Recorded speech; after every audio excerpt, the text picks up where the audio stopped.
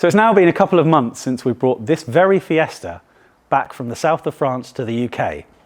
And during that time, we've had to register it, MOT it, clean it up and get it ready for the road. So what have we had to do? Well, let's rewind and find out.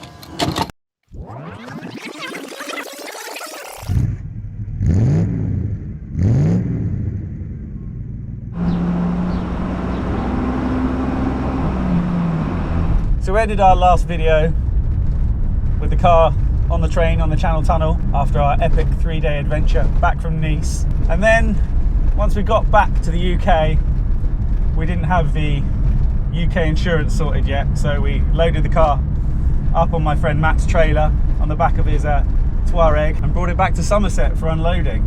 So it's quite a late night, got back, popped it on the driveway and kind of forgot about it for a little while I thought about what to do with the paperwork. Now this is kind of where it gets a bit complicated, because I thought you could declare the notification of a new vehicle arrival, the Nova, with Revenue and Customs yourself. That's what the government website itself said. If you bring the car in via a ferry or the Channel Tunnel, you can email, get the Nova done, they'll calculate it for you, all sorted. I mean, pre-Brexit, that's what I'd done. It was all nice and simple. Unfortunately, that wasn't quite the case. So when I emailed my information, I was told I needed a shipping agent. Now I had feared this might be a problem, but of course before I went, I checked that government website. No need for a shipping agent, or so I thought. But I did need a shipping agent in the end, and that's despite what the government website said. It was 18 months out of date. They acknowledged themselves it was out of date, but here we were. So I made contact with Kingsdown Shipping in Hull, and I have to say, they were fantastic. Now they could sort of manage the whole process. They could have done the registration process as well, but I just wanted them to do the Nova in this case. And for £120, they sorted everything. I had to pay VAT on that as well. Now that's coming post-Brexit. Normally it'd be 20%, but because the car's over 30 years old, it's down to 5%, and the car's not modified, and it's not still in production. So a little bit extra on top of my £120, and I had my Nova declaration all back and sorted. So with the Nova declaration done, what was next? An MOT. Now, obviously it's a French spec Fiesta, the headlights are pointing the wrong way. There was a fog lamp on the back on the wrong side, so I had to get that sorted out. Headlights, easy to change, easy to come by. Got a pair on eBay for a good second-hand pair for less than 50 quid, so that was easy. It doesn't actually require a fog light legally, so I just took it off. I will reinstate it at some point on the correct side. And that was largely it. So I took it for an MOT at my local garage. A little bit fearful what they might find on a car that had come all the way from south of France, but it passed with flying colours. Tiny bit of play in a couple of the front struts, but otherwise a clean bill of health, so I was really happy with that. The tester even remarked how he'd quite like to add it to his collection, so I was quite flattered by that. I then had to apply to register the car. Possibly a little bit confusing, but I opted to do it all myself. Now you don't need a certificate of conformity to bring in a car that's over 10 years old, and this is nearly 48 years old, so no worries there. So that was easy enough. You do need the original registration document, which I had. You need the Nova, of course, and I just wanted to make sure that everything would be processed neatly. So I got in touch with fiestamark1.co.uk, where the webmaster, Mitesh Palmer, couldn't have been more helpful. Gave me a full dating letter and confirmed the model of the car, which is a Fiesta S, because the French logbook, or V5 equivalent if you like, doesn't even call it a Fiesta. So I was a bit concerned that it wouldn't come back as a correct model. I know 100% it is an S because we've decoded all the chassis plate. It's all legit. Even the wheels that everyone tells me are off a gear are part of the car's original spec, and we know that it's never been modified. So that's quite remarkable. But anyway, I digress. I got the dating letter from Mitesh.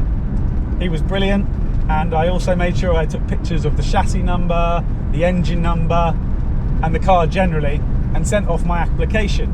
3 weeks later, they sent everything back, minus the original French paperwork, which they keep, and issued me a registration number.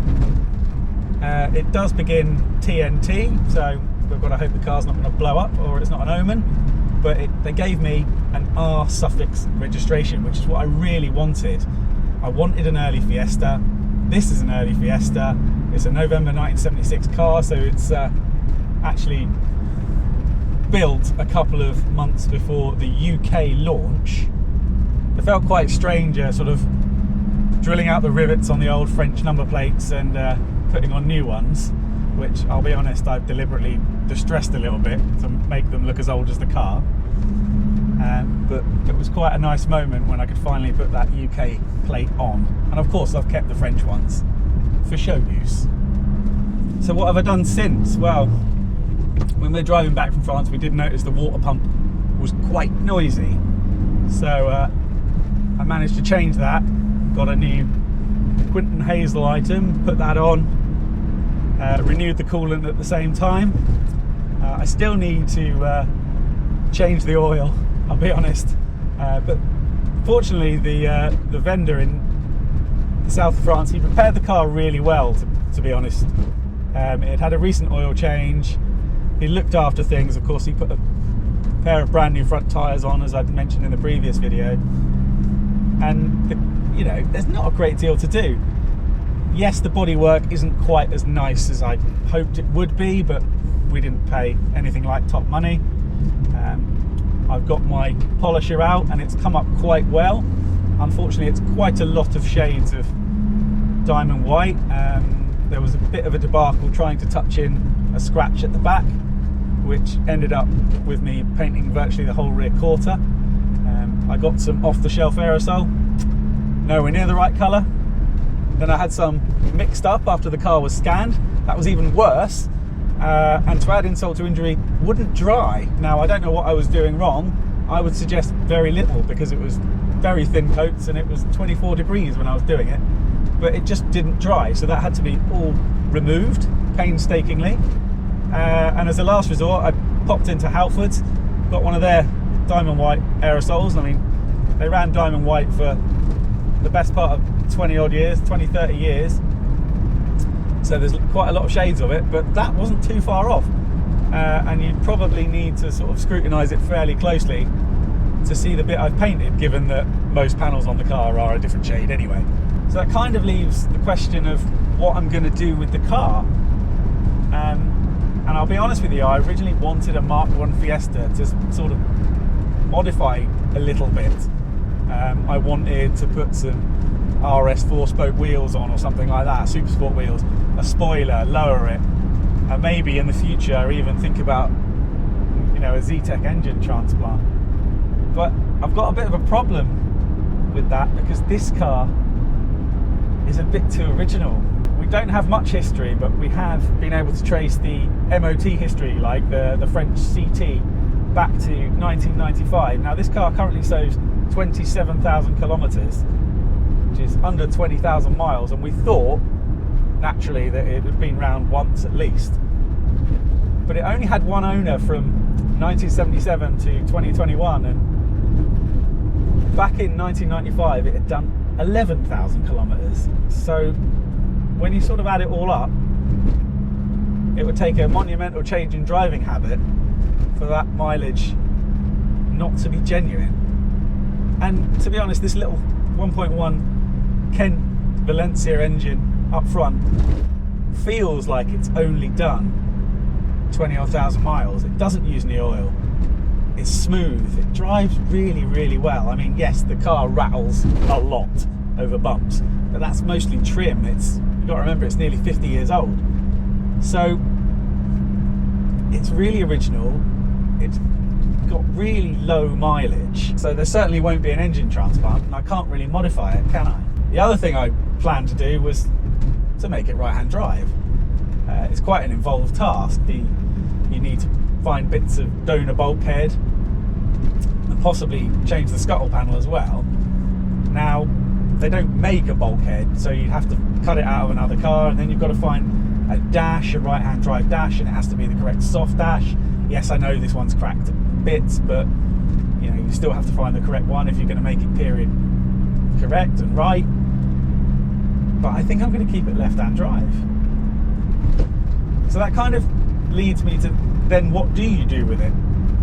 Do I keep the patina? Do I keep the slightly mismatching panels? It's an incredibly solid car. I've had it on a ramp. I've got a pit in my garage. I've been able to have it on there. There's no rot underneath this car. There's a few dings and dents. The bumpers have been pushed in the corners a little bit, and it's had some sort of rudimentary dent repairs, but it's got character and I love it. So you could go one of two ways. You could make a really nice car out of this by stripping it, respraying it, making it look lovely. You could almost make it a concours example. Or you could just keep it like it is with its slightly battered South of France character. And I just don't know. Obviously it'd be a lot cheaper not to touch it and just have it as it is, as a survivor car. And I think that's the way I'm going to go. I'm just going to enjoy it, maintain it, and have fun with it. I might still fit some RS4 spokes, maybe.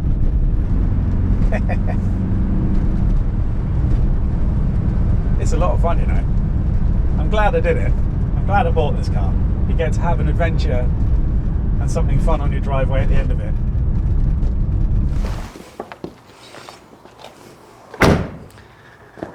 So for now, we've reached the end of our Fiesta European adventure. Would I recommend buying a classic from abroad? Absolutely I would. I've had a great time, met great people, and have great memories. And I got to drive around Monaco. And the other thing is, I think we've got a nice solid Fiesta for a fraction of the price that you could buy one in the UK. Sure, the steering wheel's on the left-hand side and it's not going to win any concours awards, but I think we're going to have a lot of fun with this car. And so that wraps it up really. Let us know what you think about the Fiesta in the comments below, and let us know if you'd like to do a similar adventure. We'll be bringing you more content on this car in the future, so like, subscribe, and I'll see you soon.